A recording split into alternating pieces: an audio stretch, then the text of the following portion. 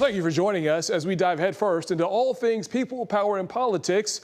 This is The Pulse. I'm Brandon Hudson. Reaction is pouring in as the Supreme Court allows President Trump to keep a campaign promise of dismantling the Department of Education. We're taking a different approach to the fallout of the President Trump's budget bill being signed. The focus of tonight's show is all about the decisions in Washington, D.C. and how they impact our parents, our grandparents, and our children. We've talked about the cuts to Medicaid, and for good reason, because it could impact millions of Americans, but advocates worry that the bill will impact our most vulnerable children as well. We're talking with Kevin Roach of the Methodist Children's Home Society of Michigan about what is he hearing and what needs to be done. Also, we're looking at the impact of several key moments for the Trump administration, how he's allowed to fire Department of Education workers, but another move that he is not making that is causing a rift within MAGA. Oakland University political science professor Dave Dulio is in studio to talk about all of that. But we start with President Trump's trade war, because economists and billionaires, some of them who had supported Trump, had warned about the impact that this could have on prices for Americans. And now we're seeing that firsthand. So the easiest way to tell this story is to go by the numbers here. Now, if you've noticed, the cost of eggs, meat, and cereals are higher. Well, here's why. I want you to take a look at this here. Consumer prices were up 2.7% last month compared to June of 2024. That's up from a 2.4% increase year over year in May. Now, as we zero in on these specifics, from May to June, gas prices went up by 1%. Grocery prices were up 0.3% over last month. President Trump is keeping up his criticism of Fed Chair Jerome Powell over not lowering interest rates. And while some business people say so far the impacts haven't been as bad as expected. Means President Trump has proof for his case. This is the fifth consecutive month that core CPI came in lower than expectations, and both headline and core are lower than they were in January and February before the tariffs came into place. Inflation forecasts for the United States went up materially as a consequence of the tariffs. So we didn't overreact. In fact, we didn't react at all. We're simply taking some time. Jerome Powell has done a terrible job, and frankly, I don't think he could do a worse job. He's called everything wrong. So here's the thing. The Fed could cut interest rates when it meets later this month, but right now, many experts think that's unlikely. And that's just scratching the surface. So we're going to pick up the pace, run through some other big news stories that we're following at this hour. More than a dozen immigration court judges have been fired over the past several days, and that's according to the union that represents them. This comes as the Trump administration ramps up its mass deportation efforts. The judges were working in 10 different states, but the union's president says that the judges were fired without cause. 17 judges are out of a job. The government didn't comment on the firings. The feds, they are investigating the University of Michigan after two Chinese scientists linked to the school were charged separately with smuggling biological materials to the U.S. The Department of Education opened an investigation into the school's foreign funding, accusing U of M of downplaying vulnerabilities to foreign influence. President Trump is pushing to increase transparency around foreign gifts and contracts at schools, especially those tied to China. The FBI says that it stopped an effort to bring a toxic fungus to the U.S. by one scientist. Another is accused of shipping material to a lab at U of M. And speaking of the Department of Education, Education Secretary Linda McMahon is expected to move quickly to unwind her department after yesterday's Supreme Court ruling. The justices paused a lower court order halting nearly 1,400 layoffs. The responsibilities of the department will be moved to other agencies. The Trump administration says that it is a long time coming, but advocates worry that this is going to harm a lot of vulnerable students. Lifts the handcuffs off of what we've been trying to do, which really is to get education back to the states where the president believes it does belong. The best education is that closest to the student. We had a big win with the Supreme Court on the Department of Education. We want, as you know, we want to bring education back to the states, take the federal government out of it. A little tiny bit of supervision, but very little, almost nothing. Like to make sure they speak English. That's about all we need. There are millions of Americans with disabled children who count on the Federal Department of Education to be the guarantor of civil rights.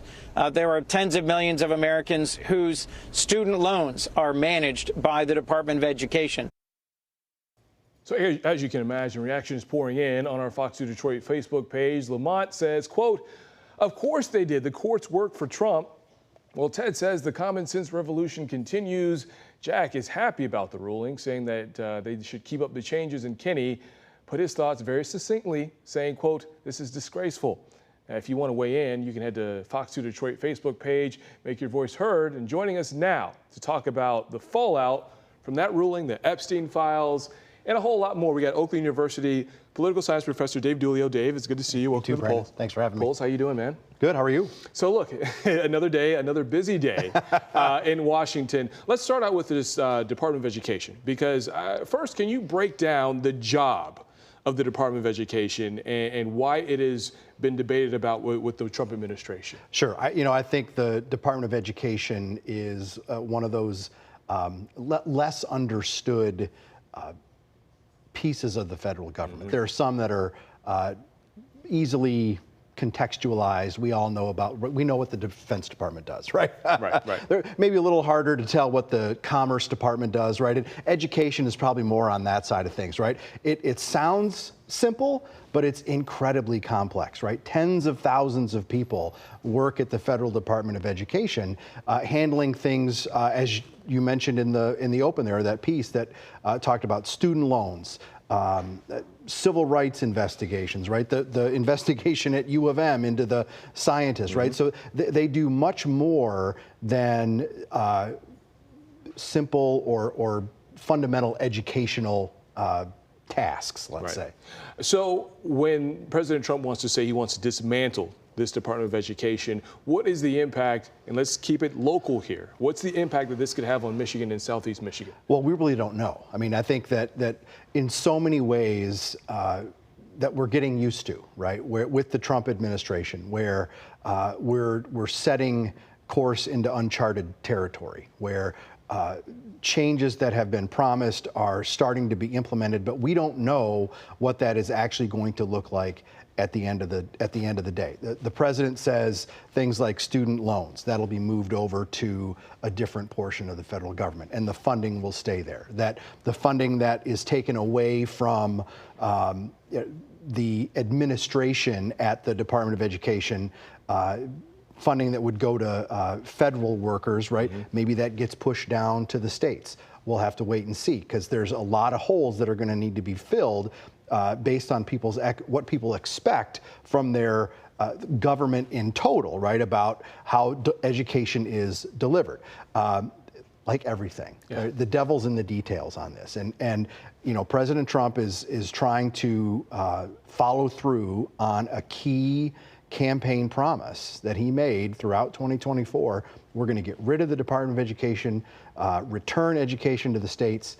Now, that all sounds terrific, right? That might be music to some people's ears. But as we said, right, the details then are where it gets dicey. And I would imagine this is going to be another one of those instances that we've seen throughout the Trump year so far, where macro level, it's probably pretty popular.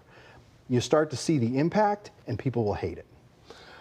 Speaking of a campaign promise, the Epstein files, that was talked about really while he was out of office, and that would one of the things that helped propel him to get back into office. We heard at CPAC recently a lot of people who were involved with MAGA, a lot of Republican leaders who were not happy with the information that Pam Bondi shared.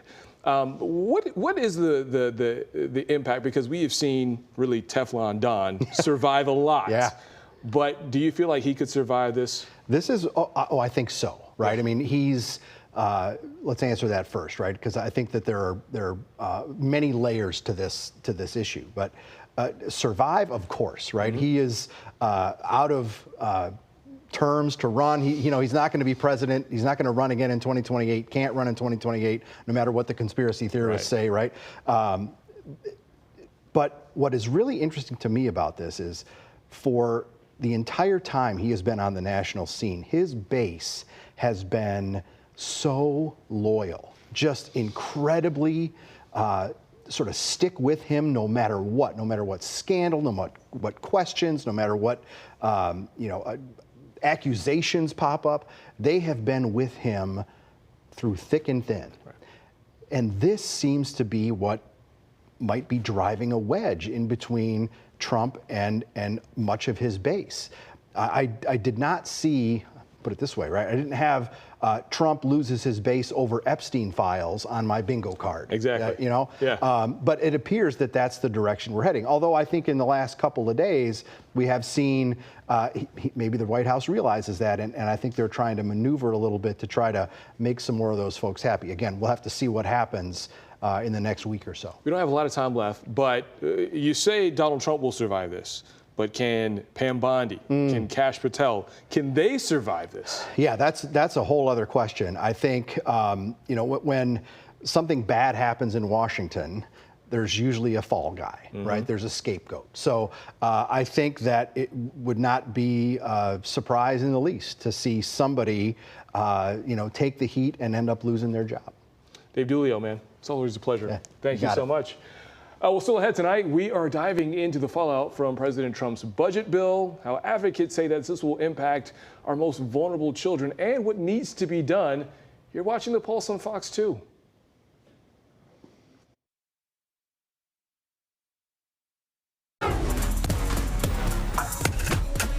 We're back now on The Pulse. We're looking at all things people, power, and politics. And joining us now to talk about the impact of the president's budget bill on our children, the ones who can't yet vote, Kevin Roach of the Methodist Children's Home Society of Michigan. Kevin, welcome to The Pulse. Hey, thanks for having us. Glad to have you here. So first and foremost, let everyone know at home what your organization does. Yeah, really quickly, Methodist Children's Home Society, we go by MCHS, Family of Services, and we provide an array of programs and services for some of Michigan's most vulnerable children and families, whether that's housing, child welfare, education, mental health, and a broad base of community-based programs and services. So with this bill, or with the administration that's now in office, how have you all been impacted? Oh, where do we start here on this end? It's something that we've been paying close attention to, right, since the day of his inauguration, even listening to the number of campaign pledges that he was certainly speaking to. It's certainly something that has been on the radar, not only for myself, but really the entire nonprofit sector. And whether that's in the arts side of things, or serving and protecting animals, or certainly the work that we do with children and families, it's certainly something that we've been paying close attention to and navigating, right, whether it was some of the funding freezes or some of the executive orders that were coming through. Certainly for us, as we were advocating strongly for protecting the best interests of those that we serve, we've been paying very close attention to H.R. 1 and seeing the impact that it's certainly going to have on not only those that we serve, but really all of Michiganders. Yeah. Look, there's a lot of talk in Washington, there's a lot of talk on social media about making sure our children are in the best position possible. You guys help out with that. But let's talk about the impact first that this may have on migrant children, because immigration continues to be a hot topic issue.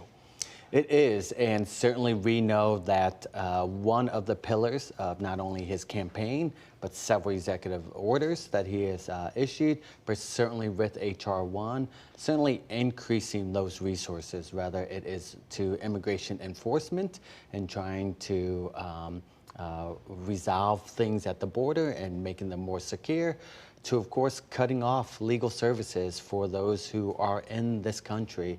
The work that we do in serving unaccompanied children, which is through the Office of Refugee Resettlement Services, is certainly something that we've been paying close attention to, right? For the last couple of years, we serve approximately 300 unaccompanied children on an annual basis. And by all intents and purposes, right, we know that immigrants add tremendous value to our country, add tremendous value to the communities that they belong to. And in our particular case, having spoken with so many, certainly on the front lines, we know that in many ways they are contributing successful members. And for them to be nervous, for them to be scared, for them to try to reconcile this notion of what this country is compared to what they're seeing in reality, certainly has them on heightened alert. H.R. 1 was devastating in many ways because it zeroed out items related to legal services and refugee resettlement services.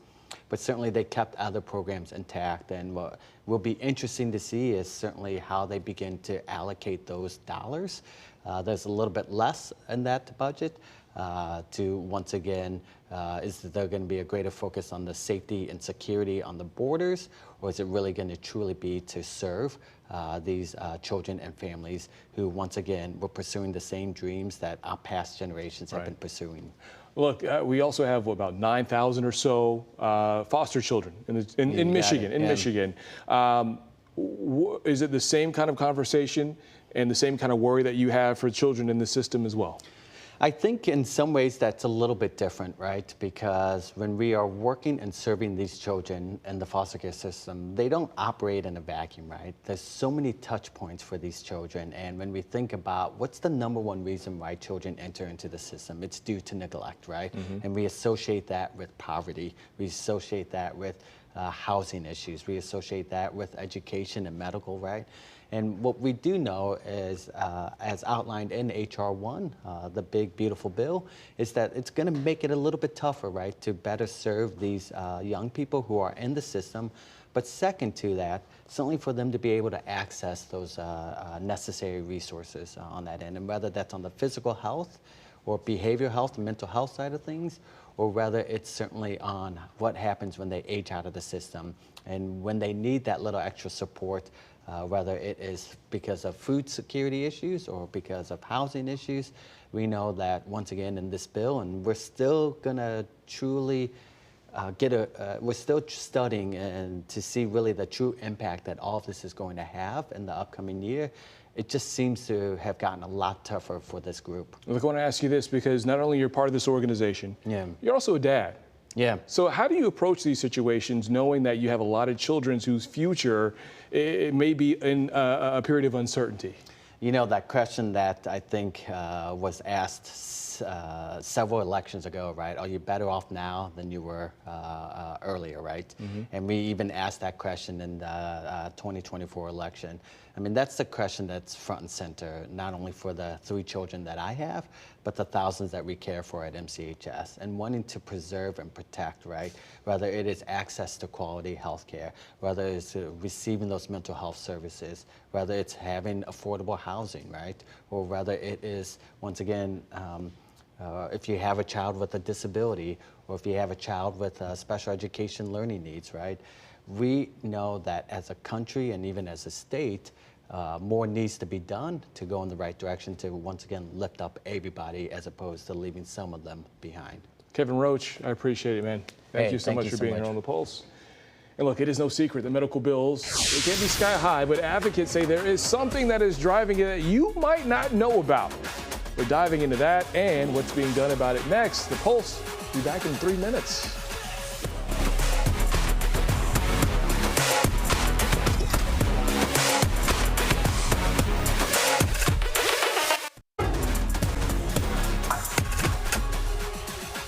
It is People, Power, and Politics. Welcome back to Detroit's only nightly political talk show. Joining us now to talk about what she says is the hidden reason for those sky-high health costs, Executive Vice President, of Lockton, Elaine Kaufman. Elaine, it is a pleasure to have you on The Pulse. How are you? Thanks for having me. Yeah, great to be here. So explain first what Lockton does and how it benefits the community. So Lockton works with employers on both their health plans and their risk management insurance. And so with healthcare costs rising, we're working with them to make sure that they're providing great benefits for their people to attract and retain, but at the same time, make sure that they can afford them with all of the things that you've been talking about tonight on tariffs and otherwise. Yeah, that has been an ongoing conversation of affording health care in our country. What is the reason that we're seeing these prices drive up?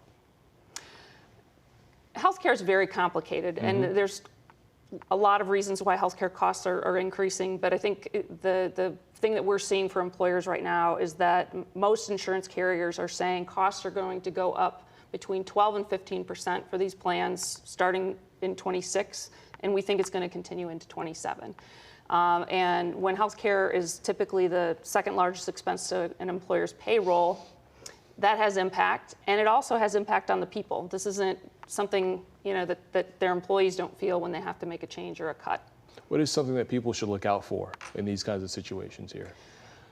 Well, one of the things we're looking at are pharmacy costs. Pharmacy costs have been in the news, and I don't know that a lot of people realize that when you take the chemotherapy and infusion drugs and the medical spend that employers have, along with the pharmacy costs when we go to the pharmacy or get our mail order in, that is moving towards about 50% of the cost of an employer's claims. And when you think about pharmacy expenses, it's a commodity. I mean, you're buying a thing that's been manufactured to a certain standard and should be consistently that price. But what we see with employers right now, or underneath the hood of these plans, is that employers are paying double the cost, triple the cost, in some instances tenfold the cost because of how the supply chain is structured. And so a lot of what we're talking to employers about are how do we change the supply chain so that you have partners that are aligned with you around making these drugs affordable for your organization as well as your people, and still providing a great benefit, but managing that cost. Look, I can think of this conversation going back, decades, with a whole bunch of employers, whether it is private employers, city employers, everyone has been talking about how to maintain and balance healthcare, but also, make the cost affordable for both the employers and the people. But does it feel with what's going on in Washington that there has been any more heightened awareness, anxiety? Have you noticed anything different? I think the difference for employers, we go through years, if you remember back to the HMOs and all of the angst that was going on back then, but healthcare trend hasn't been that high, and generally speaking, people who work for an employer with benefits are fairly happy with their health care. And I think what's really going to change is the pain that people are going to feel about the cost not going up 5 or 6%, but now going up 12, 13, 15%. And employers really aren't at the table in Washington. They're the blank check. Right. And so everyone's talking about what's going to happen to Medicaid, Medicare, the uninsured. Well, all of that tends to shift over. And so everybody that's looking to continue to make the revenue on that they need to make are figuring out how to layer it into the employer side. And so I think that there's more fat, if you will, on the employer side that they need to attack and manage better, but not at the expense like they did back with the HMO. They need to do it in a way that it still creates a great employee experience. I feel like healthcare is one of the few things, especially in this region, that will make people either go on strike or look for another job here. Yep. But as far as, either Washington or in Lansing, is there any legislation that is out there that may change the game as far as healthcare costs go? Not really at the employer level. Okay. I know that the Trump administration has talked about controlling the spend that we in the U.S. pay for drugs, trying to tie it somewhat to the relativity of what drugs cost in another country. But that is probably going to be more around government program spend, which means it's just going to push to the employer more. And so there really isn't a lot legislatively that's trying to address the employer cost spend, because they've been the ones that catch the spend that they're managing on the other side, if that makes sense. No, it does. It does. Elaine, I appreciate you coming in. Thanks for breaking down those costs, because this is a very big issue that affects a lot of people, but a lot of people aren't really sure, how to, make dollars and cents of it. So it's complicated. Thank you so much. Thanks for having me. All right, so that is the Pulse for tonight. Thank you for joining us. I am Brandon Hudson. Have a good night.